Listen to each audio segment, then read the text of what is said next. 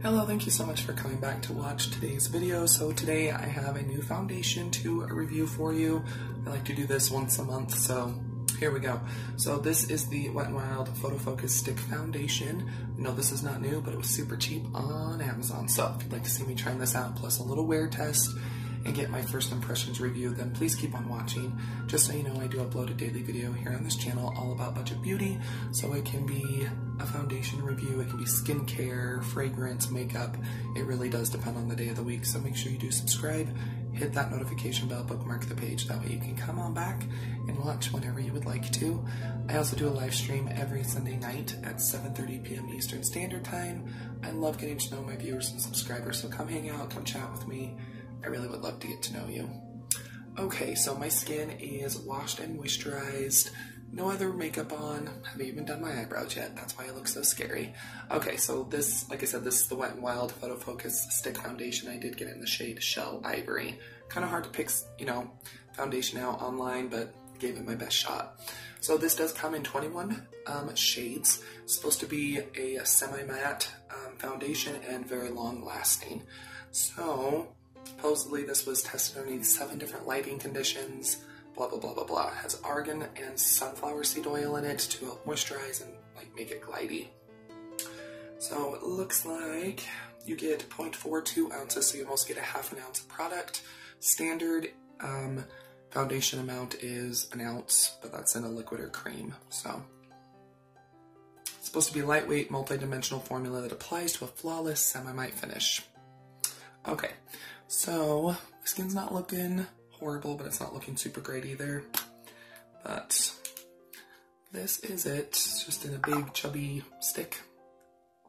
I'm not going to be wearing concealer or anything. I want you to actually see what the coverage looks like. So I'm going to after I'm done applying this, I'm going to go do a little bit of makeup, but it's going to be hardly anything. It's going to be a no makeup look because I'm just not in the mood. But I did want to get some coverage and try this out. It says that this is a warm, medium light shade, and I have a cooler undertone, but this was the closest I could get. I didn't want to go too fair. So let's go ahead. I'll be honest, I don't like stick foundations, and this still looks too fair. It does glide on pretty easily.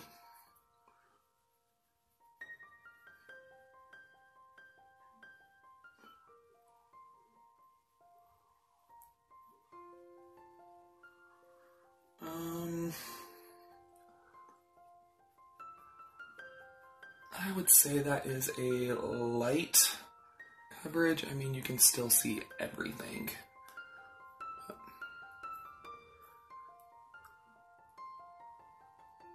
I don't like the way it feels.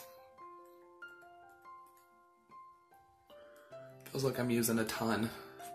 I mean, you don't get a ton of product. Okay, I'm gonna do some underneath my eyes since I'm not using concealer today.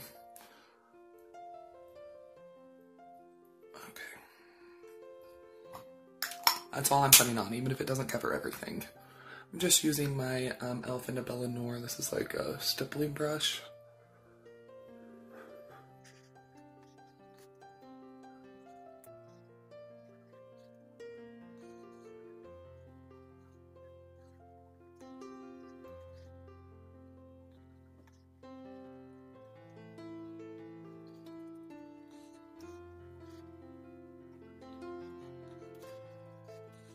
Well, here it is. It has kind of started setting down, so it doesn't feel sticky. It says it's a semi-matte. I would agree. I think it's kind of a satin finish. Coverage still is not very, it's not a very, I wasn't able to build up coverage. I'm not comfortable with putting more on. I don't think it looks bad. The shade is too light, I still feel like. So someday I'll get really good at picking out foundations, but yeah, I'd say it's looking okay. It doesn't look horrible or anything. It doesn't look bad texturally on my skin. Just, yeah, didn't give much coverage, which is fine. Some people like a more light coverage foundation. So yeah, it's not bad. I'm going to be using my Coty Airspun I'm going to be setting everything down on camera. Like I said, I'm not putting on concealer. I need to go bronze up a little bit, but this is the rosy beige shade in the Coty Airspun, so it does have a little bit of color to it. But I don't think it's going to be enough to like actually help color correct this foundation. But okay.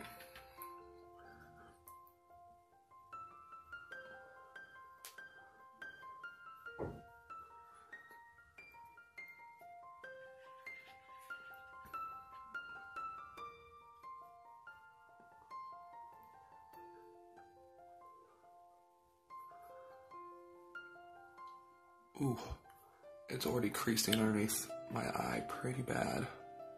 Oof. And it's already set in there, so that's awesome. Okay, so yeah, skin looks okay. I'm gonna go do a tiny bit more makeup. I'll definitely be checking in with you, showing you how things are looking, but yeah, it's not looking bad. Texturally, it looks fine on the skin. So yeah, I'm okay with it so far, so I'll see you here in a little bit. Okay, so it's been about 3.5, almost 4 hours since I applied the Maybelline Photo Focus Stick Foundation. You saw me powder it. I put on some bronzer, some blush, a little bit of highlighter, some chapstick, mascara, and I just put brow gel in, so that's all I'm wearing. I'm looking pretty greasy for only having this on for like, not quite yet 4 hours. It's not looking cakey though, which is good. But yeah, I mean, my nose is I didn't put any highlight on my nose or anything, but yeah, I'm looking, I only put highlighter, well, you can actually see it, I just put highlighter right here, but it's, the semi-matte is, in my opinion, like when I first put it on, but it's definitely gotten pretty dewy and kind of glowy looking, which might be perfect. You know, we're moving from spring, starting to get into summer. I did try to bronze up quite a bit, so that way it was a little bit better, but I have clean fingers, so I just kind of want a little tiny bit of transfer. Okay, I'm not going to re-dip into powder or anything, just this is the powder brush I use, so I'm going to just go ahead and just do my T-zone. Okay, yeah, that looks better. So if I did continue to use this foundation, I would definitely need to carry a powder compact with me, which I do, but powdered great. Like I said, it's not looking cakey. Coverage is looking the same. But, I mean, honestly, I don't mind the way it's looking on the skin. It still looks smooth. It hasn't creased into my forehead lines very bad at all, surprisingly. So there's things that I do like and I don't like about this foundation so far, but I'm gonna go make dinner and watch probably a couple episodes of Westworld. So we're about ready to start season 2 of Westworld. So I'll probably have this on for another 3 or 4 hours. So it'll be like a, you know, 7-hour wear test. But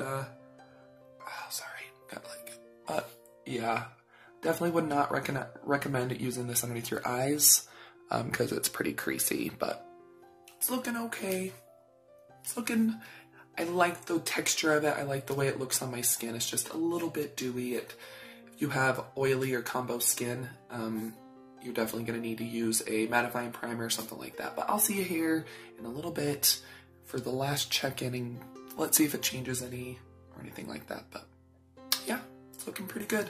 Hopefully color's looking a little bit better. I guess I'll see as I edit this. But yeah, see you here in a sec. Okay, so I've had this foundation on for about 7 hours and 45 minutes. It's like 7:42 right now, and looking greasy again. But surprisingly, I don't have stuff that's settling. So this is a more moisturizing foundation. So if you have, I'd say, normal to drier skin, I think you'd really like this. I don't dislike it. I think it still looks nice. Like I said, I'm like super shocked it hasn't settled into my forehead lines that badly, which totally shocking. But yeah, like around my nose, like on top of I mean, it's just very, my oils do not play nicely with this foundation. Do I think this is like super greasy looking? No. I think to a lot of people this would be just dewy and glowy. I like more of a matte foundation, but it does look really pretty on the skin. Color looks okay with warming up with bronzer and a little bit of blush. But yeah, I've kind of got mixed thoughts on this foundation because while it is a more moisturizing foundation, it still feels very light. Places like on my cheeks and stuff, like, oh yeah, when I get about right here. So yeah, it's my T-zone. My T-zone is oily. Obviously, I have combination skin. So everywhere besides my T-zone, it feels very lightweight. It feels comfortable. It doesn't even feel like I have anything on. But in my T-zone, it looks very greasy, kind of transfery, but it doesn't look cakey. It hasn't separated. So yeah, I think it's a good foundation. Is it a good foundation for someone like me that likes more matte? No, it's not. Will I continue to use this? Will I use this up? Definitely. What I would honestly probably try doing as well is putting this all over my face, maybe mixing it in with a darker foundation that is also a little bit more matte. I think that'd be like a really pretty kind of look, because this does give more of a dewy effect. I think that might be a good mixer. But yeah, it doesn't look bad. The only place it really creased was on my actual eyelids and underneath my eyes, but everywhere else it looks really nice actually. So yeah, I'm pleasantly surprised, but like I said, still have kind of mixed feelings, but it doesn't lie. I'd say light to light medium coverage. I couldn't get it to build very well on those old acne marks, but I think if you're looking for a more hydrating, dewy, lighter coverage foundation, then I definitely think that this would be a good one for you. The Wet n Wild Photo Focus foundation stick. There we go. It's not Maybelline, as you saw. But yeah, I do like this, and I think it's worth. I spent less than $1.90 on this on Amazon. This was less than $2 for a $2 foundation stick. This looks incredible. It's like $6.99 on Ulta's website. Same with, it's about that price range on Wet n Wild's website. So good foundation stick. It's not my favorite type of look, but it's definitely not bad. So yeah. Anyway, I hope you enjoyed this month's foundation review. If you did, please go ahead and give the video a thumbs up and share it. Leave a comment down below. I know we've been having lots of stuff going on.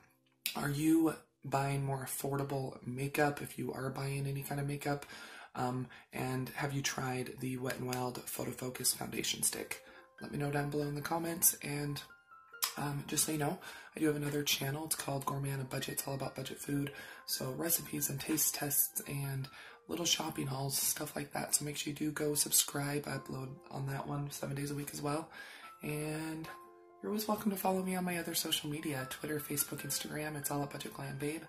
Don't go nowhere quite yet. Another video should start autoplaying here very shortly. Or you can always click on one of the ones that'll be popping up around the screen. But yeah, I'll see you here in just a sec.